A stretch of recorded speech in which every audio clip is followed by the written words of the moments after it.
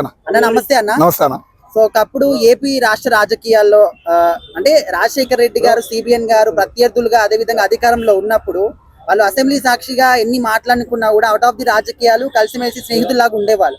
So ఇప్పుడు కొంతమంది జనాలు ఏ విధంగా అంటే రాజశేఖర రెడ్డి గారు లాంటి ఒక మంచి వ్యక్తి కడుపున పుట్టినటువంటి పర్సన్ జగన్మోహన్ రెడ్డి గారు ఎందుకు ఆ విధంగా లేరని చెప్పేసి అంటున్నారు. ఏం చెప్తారు? మంచి క్వశ్చన్ అడిగావన్న. మరి అందరూ అదే అనుకుంటున్నారు, అదే బాధపడుతున్నారు. వైఎస్ని అభిమానించే మాలాంటి వాళ్ళు చాలా మంది ఇప్పటికీ బాధపడేది అదే. ఏం మాట్లాడుతున్నాడు, ఏంటి ఏంటి విధానం అనేది తెలిసి మాట్లాడుతున్నాడా, తెలియక మాట్లాడుతున్నాడా, లేదా లండన్ నుంచి చదివిన క్యాండిడేట్లు అంటే ఆ సలహా ఇచ్చే బ్యాచ్ అంట, అది లండన్ ఏదో స్కూల్ ఉందంట, దానిలో చదివిన బ్యాచ్ అంట, ఆ బ్యాచ్ అంట. మరి ఆ బ్యాచ్ ఏమనాలో కొత్త పేరు కూడా ఏం గుర్తురు అట్లా. ఆల్రెడీ మన వాళ్ళు చాలా మంది పేటిఎం, ఆర్టీఎం, ఈటీఎం ఏయో పేర్లు పెట్టేశారు కాబట్టి చెప్పలేం. ఒక అసెంబ్లీ అంటే ఒక సంస్కారం ఉందన్నా. ఒక అసెంబ్లీ జరుగుతుందంటే ఎంత ఇంట్రెస్ట్ గా చూసేవాళ్ళం తెలుసా. దూరదర్శన్ లో ఆ పని లైవ్ పెడితే చూసేవాళ్ళం వదిలిపెట్టకుండా. రాజశేఖర్ వేసే సైకిల్ సెటైర్లు కానీ, చంద్రబాబు మాట్లాడే మాటలు కానీ బాగుండేది. ప్రతి నాయకుడు అక్కడ ఎవరికో వాళ్ళకి మధ్యలో అవకాశం ఇస్తే వాళ్ళు మాట్లాడేది. ప్రతి మాటకే ఒక అర్థం ఉండేది. బయటకు వచ్చేవాళ్ళు స్నేహంగా ఉండేవాళ్ళు. కాంగ్రెస్ పార్టీ సీనియర్లు అన్నవాళ్ళు, రాజకీయంలోకి ఒకేసారి వచ్చిన వాళ్ళు వాళ్ళిద్దరు.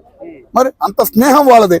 మరి అది తెలుసా, ఈయనకి తెలీదా ఏంటనేది అర్థం కావట్లేదు. చిన్నతనంలోనే ఎంపీగా పోటీ చేశాడు, చదువు అవ్వలేదని రాజకీయంలోకి వచ్చాడు, గెలిచాడు 2-3 సార్లు, వ్యాపార పరంగా ఎదిగాడు. మరి అంత ఏంటో అర్థం కావట్లేదు. మరి ఏంటంటే ఏడుపు, ఒక ఏడుపు అన్న.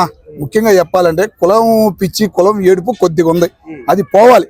అది పోతేనే చంద్రబాబు లాగా పేరు తెచ్చుకోగలడు, లేదా వైఎస్ రాజశేఖర రెడ్డి లాగా పేరు తెచ్చుకోగలడని మేము అనుకుంటాం. ఇంకోటి ఏంటంటే ఇప్పుడు సిబిఎన్ గారి కొడుకు నారా లోకేష్ గారు జనాల్లో మంచి పేరు సంపాదించుకుంటే ఈయన లాంటి ఒక గొప్ప వ్యక్తి పుట్టినటువంటి ఆయన అలవాట్లు ఎందుకు రాలేవని చెప్పేసి కూడా కొంతమంది అంటున్నారు. 5 సంవత్సరాల వైఎస్ రాజశేఖర రెడ్డి గారి పరిపాలన చూసినాము, జగన్మోహన్ రెడ్డి పరిపాలన చూసాం. కానీ పక్కన రాష్ట్రం ఉంది చూసావా, తమిళనాడు, స్టాలిన్ పరిపాలన చూసి ఆశ్చర్యపోయాం. జగన్మోహన్ రెడ్డి గారి పరిపాలన టైంలోనే స్టాలిన్ పరిపాలన కూడా హైలైట్ అని అప్పుడు అనుకున్నాం. అంతకుముందు కరుణానిధి పెట్టిన హింసలన్నీ చూసాం తెలుగు వాళ్ళు అందరూ, ముఖ్యంగా నేను కూడా చూశాను అనుకో. అట్లాగే కరుణానిధికి పుట్టాల్సినోడు జగన్మోహన్ రెడ్డి, వైఎస్కు పుట్టాల్సినోడు స్టాలిన్ రా బాబు అని ఒకళ్ళు కాదు, దగ్గర 100 ఎంతో మంది ఆ మాట అన్నారు. అది అంత పరిస్థితి తెచ్చుకున్నాడంటే జగన్మోహన్ రెడ్డి గారు అర్థం కావట్లా. ఆ పక్కన సలహాదారులు ఏంటని అర్థం కావట్లేదు. ఈ టీడీపీ నుంచి వెళ్ళిన కొంతమంది ఉన్నారు, పేటీఎం బ్యాచ్ అనాలి వాళ్ళని. ముఖ్యంగా ఆ పేటీఎం బ్యాచ్ బూతులే. ఒక అసెంబ్లీని చూడాలంటే చీదర పుట్టేటట్టు మాట్లాడారు. ఆ పెద్ద ఆయన్ని ఏడిపీయటం, ఆ పెద్ద ఆయన మీద సెటైర్లు వేయటం అందరికి చీదర పుట్టింది, భయం పుట్టేసింది. ఏంది ఎదవలేంది, వీళ్ళు రాజకీయ నాయకులా, వీళ్ళు ఎమ్మెల్యేలా, మంత్రులుగా గెలిచిన మంత్రి పదవి చేసిన వాళ్ళు ఎమ్మెల్యేగా ఓడిపోయిన చరిత్ర లేదా దేశ రాజకీయాల్లో? 75 నుంచి తీసుకో లేదు. మరి ఇట్లాంటి పనికి మాలిన ఓడిపోయారంటే ఒకటి కాదు, ఇద్దరు కదా, ఎంతమంది మొత్తం దగ్గర 10 మంది 15 మంది దాకా ఓడిపోయారంటే మరి ఇంకేం కావాలి రాజకీయ చరిత్రకి? ముగింపు అనే అదే అనుకోవాలి. రాజకీయం అంటే ఒక ఇంట్రెస్ట్ ఉండాలన్నా. 10 మంది చూడాలి, 10 మంది ప్రయోజనం కోసం నాయకుడు వచ్చాడు, తన బిజినెస్ తను కాపాడుకోవడానికి నాయకుడిగా ఎదగాలి, 10 మందికి ఉపయోగపడేలాగా ఉండాలి. నువ్వు పుట్టిన ఊరు, నువ్వు గెలిచిన ఊరులోనే నువ్వు చేయకపోతే ఇంతకుముందు వచ్చి అందరూ హైదరాబాద్లో కూర్చునేవాళ్ళు. ఇప్పుడు ఆడే ఎక్కడ పడితే అక్కడ ఉంటున్నారు. చంద్రబాబు పుణ్యం అంటే ఏ నియోజకవర్గంలో ఆ నియోజకవర్గంలో కనపడుతున్నారు. ఏదో అమరావతి ఇంకా రెడీ అవ్వలేదు, రాష్ట్ర రాజధాని బాగానే ఉంది. ఇప్పుడు మొన్నటిదాకా వైజాగ్ 3 రాజధానులు అని చెప్పేసి రాష్ట్రాన్ని సర్వనాశనం చేసావు. 12 సంవత్సరాలు నరకం చూసాం. ఇప్పుడు నువ్వు వచ్చావు బాగానే ఉంది, ఇప్పుడు మా వీక్ అని అంటున్నావు. ఏదో అమరావతి అని చెప్పి కొనసాగించవచ్చు కదా, నువ్వే ఒప్పుకున్నావుగా. ఏది ఎలక్షన్లకు ముందు 2018లో కానీ 2016లో కానీ అమరావతికి నువ్వు సై అన్నావు, అందరూ ఆదరణ పొందావు, వచ్చినాయి నీకు సీట్లు. మరి నువ్వు ఇంకేం చేస్తున్నావు? అదేమంటే జనాలకి సొమ్ము ఇచ్చి సోమరపోతులతనం చేయటమా? మరి మారాలి. మరి అదే కదా అడుగుతుంది, అందరూ అడుగుతుంది అదే కదా. చంద్రబాబు నాయుడు గారి ప్రయోజనాల కోసం నయ్యి అన్నాడా, ఈయన ప్రయోజనాల కోసం నయ్యి అన్నాడా?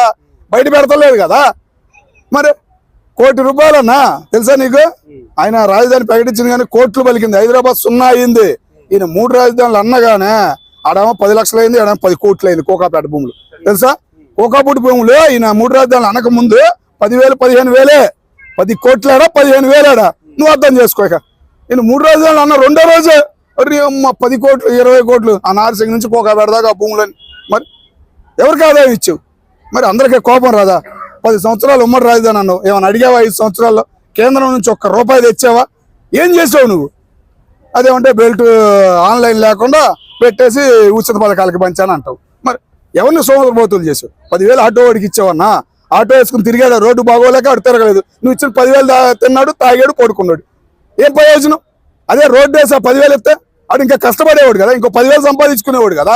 మరి నువ్వు చేయాల్సిన పనులు చేయన్నా. ఇప్పటికైనా తెలుసుకో, సొసైటీకి ఏం చేయాలి, మనం ఒక నాయకుడు ఉండం, మనం పరంగా ఏం చూసుకోవాలి, నీ స్వరం నువ్వు చూసుకో, నువ్వు ఉపయోగపడాలి, ఇంకో 10 మందికి ఉపయోగపడాలి. అట్లాంటి పనులు చేస్తే సొసైటీలో ఒక పేరు అనేది వచ్చింది, లేకపోతే చాలా కష్టం అని నేను అనుకుంటాను.